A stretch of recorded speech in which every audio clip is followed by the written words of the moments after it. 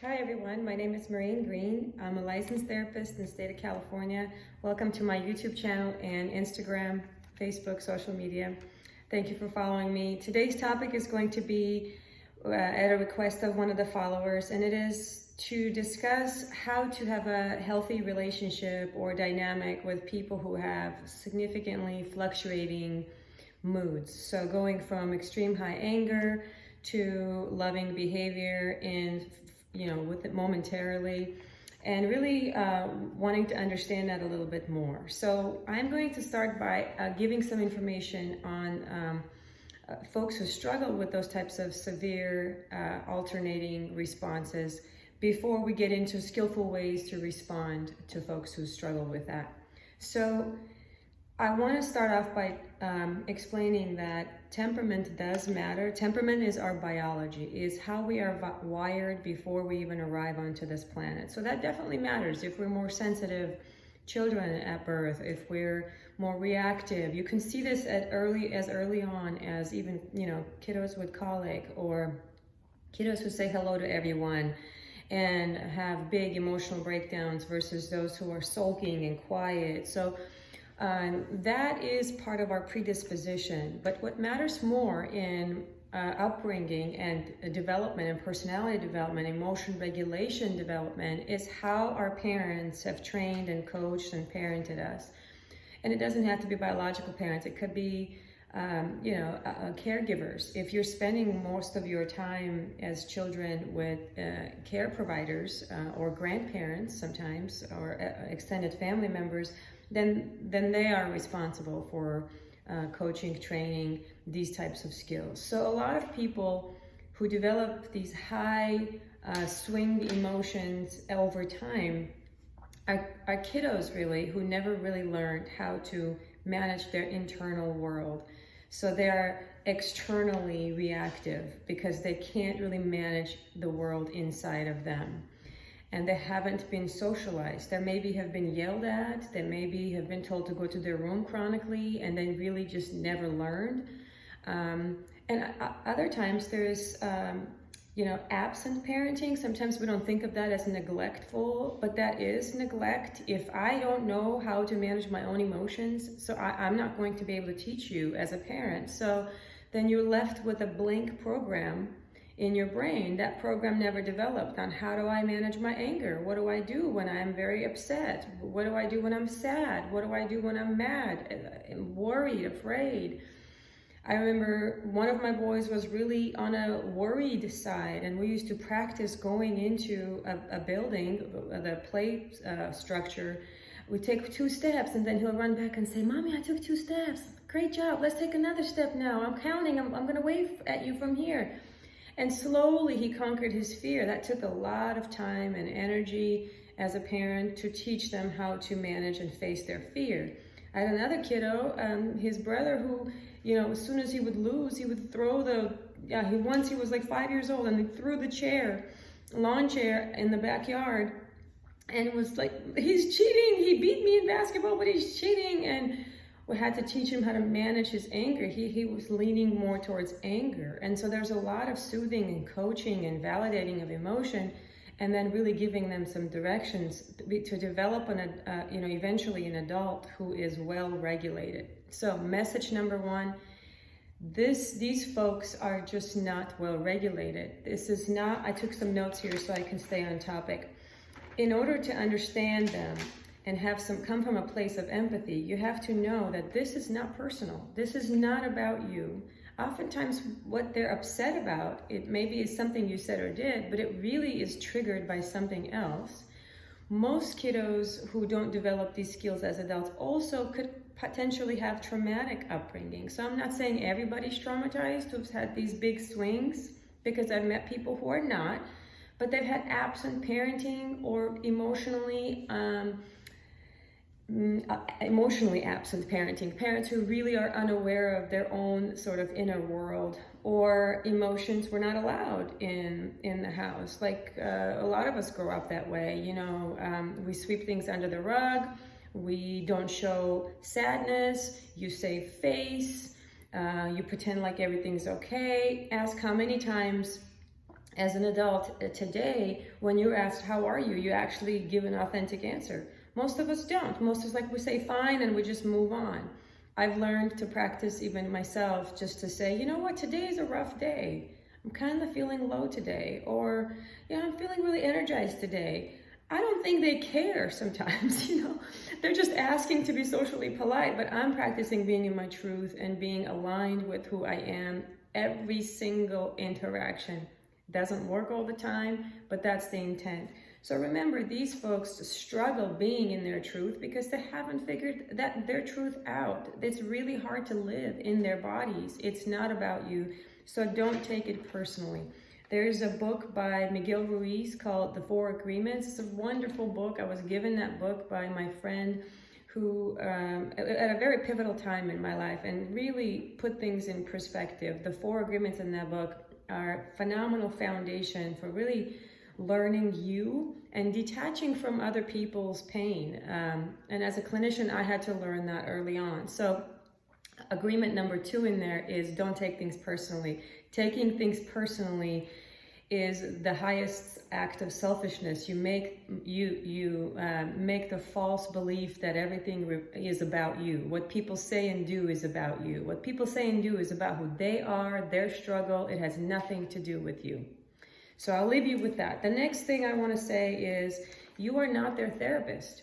Right? This is not your job to fix them. Oftentimes we try to convince these people who are struggling to see it, see the world through my eyes, come into my world. That's not how it is. That's not true. Calm down, bring it down.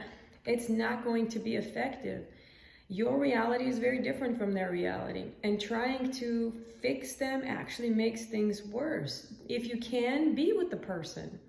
If you can be with their suffering, you can be with it. If it's violent and too angry, we'll talk about how to exit that later on, or how to de-escalate that with people, because it's their struggle. It's not an attack on you. And that's where even clinicians often take those types of things personally. I've seen that happen all the time, where if a person becomes angry in a session, the therapist gets offended and now is managing their own emotions and cannot stay present with the person's anger. It is not your job to do all of that. That's high level of skill. A lot of clinicians struggle with that. Your job is to not take it personally and remember that you're not there to fix that. Okay, so that's 3. And then one more thing. What your job is to take charge of you and to teach them how to treat you. That's your job. To teach them what your boundaries are. To teach them who you are as a human being when it comes to this kind of anger and loving feelings, like just this big fluctuation. You have to stand your ground and be aligned with who you are as a human being on this planet, no matter who's standing in front of you. You cannot shapeshift every time somebody pisses you off, or every time somebody's being hurtful or telling you you're the sunshine of their life. I used to use this example at work at Kaiser. When people give you compliments and say, oh, you're such a great therapist, I would tell my trainees, don't take that to heart too much. Don't be defined by those compliments. It's just somebody's opinion. Because if you will be on a roller coaster. One day somebody will tell you, oh, you're the greatest therapist on the world, and you're on cloud 9, and then somebody else comes and says, well, you suck. I don't like our sessions. You're not very helpful. And then you're in the dumps. Be who you think you are meant to be. Be the best version of that. Hold your ground. Be firm on your feet. And act out of your deep sense of knowing. And if you don't know who you are, you have to access your core, and you might need to do that before you try to teach people about who you are. If you're unclear about your internal self, your soul, what truly matters to you, then you're going to be lost a lot of the time. So I use the example of a lot of us say, well, I'm a kind person. That's part of who I am. But when things become difficult, or when people are yelling or being rude and disrespectful, our kindness kind of goes out the window. Have you noticed that? That's so frustrating. I mean, I've been guilty of that too myself in the past, don't get me wrong, but what happens if I'm a kind person, then I am kind even when other people are angry. To be honest, one of the first lessons in that I learned from my husband. And that's a long story, and I'll spare you the details, but there was an incident that happened, and I kind of lost my cool, and he kept his. And that was the very first time I saw a man who was really grounded in who he was. He was not going to engage with my frustration and anger, even though my anger was kind of, out of bound, it was maybe too high for the situation even. That was before my own therapy days. And when he came back, we really had a good conversation. I learned a lot. He didn't let me change who he was. He stayed true to himself, and he was a kind and gentle human who said, I'll be back and we'll talk about this later. You are not ready to have this conversation. And he exited with me. And I thought, well, this is not what I'm used to. That's not what I seen growing up. So I want to plant those seeds. That's an example of how you can stay true to who you are. If you say you're kind, then you're kind in all situations, not just with people who agree with you and with people that you like or see the world through the same eyes as you. Practice your kindness. And kindness is not being nice and agreeable, by the way. We can make another video on what kindness is, because people have that confused. So just from this bullet point, this last point that I'm trying to make in understanding and having empathy for these folks, is that it's your job to teach them who you are. And it's your job to take charge of your emotions, because emotions are contagious, and you will be very likely, as they escalate, for you to escalate, and then as they calm down and are more loving, for you to calm down and feel sorry for them. That's not helpful. That's you being a chameleon and you jumping on their sort of roller coaster, and you're gonna feel exhausted and at a loss, and even frustrated and resentful in these relationships. So find your true self, stay true to that, communicate those boundaries. All right, so that's the first portion of understanding. Now I'll give you a few hints on, again, this is not a complete picture. I'm trying to make these videos as short as possible, but it's really, really hard to do that and be complete. So skillful responses. Number one, keep in mind emotions are contagious, so you're gonna have to soothe yourself. I want you to ask yourself, am I in a good space to have any kind of effective interaction with this person, knowing that maybe this person is highly reactive? Am I in a good place to interact with this person? Sometimes we do things out of obligation, like, I gotta, especially if it's a family member or a loved one, right? A friend, I gotta check in with this person. No, you don't. No, you don't. You checking in out of resentment and obligation is not a present to them. It's not a gift to them. Okay, so you're not going to show up authentically. Teach them that you're not in that headspace to have interaction right now. If you have an appointment or you have a date or something, then you got to communicate that. If you're not well rested, if you're in your own bad mood, this is not a good time to go and have an engagement with a person who's a lot sometimes. It's volatile, right? So that's one. Number two, do you have clear goal and intention? Do you have a vision for yourself in interacting with this person? These folks are often diagnosed with borderline personality disorder. I don't know if you've heard of that before, but oftentimes people are confused with bipolar disorder because of the huge swings. Well, bipolar and borderline are very different, but they often are misdiagnosed as one. Bipolar disorder has the swings in bipolar disorder are not every minute to minute.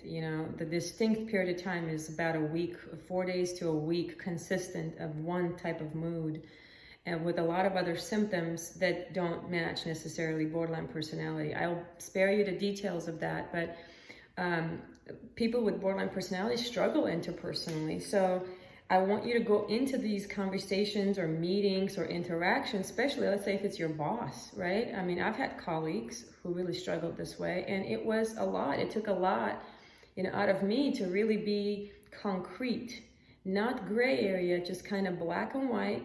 I am here for this. Here is my goal to talk to you. I want to say this today. I want to find out about this. Just very specific and very concrete, because remember, abstract thinking in kids starts to develop at around age 10, 11, 12. If you're developmentally, emotionally underdeveloped, the abstract thinking is not going to just develop on its own, naturally, because now you're 30 years old. If you didn't develop emotional regulation as a child, doesn't mean at 30 you now know how to manage your emotions unless you've done some work around it. So you might be in an adult body, but operating as a 10-year-old or a 12-year-old. So think about that. If I was to talk to a 10-year-old, I'd have to be very concrete, or they have a harder time with abstract thinking. So have intention. Oftentimes I ask people, well, what's your intention in going into this discussion with the person? Well, I just want them to know that I don't appreciate what they did last time. That's not a really good intention. Maybe we should understand, like, what are you there to teach them? Blaming them for how you feel or putting them on the spot about their behavior is definitely not going to get you anywhere, right?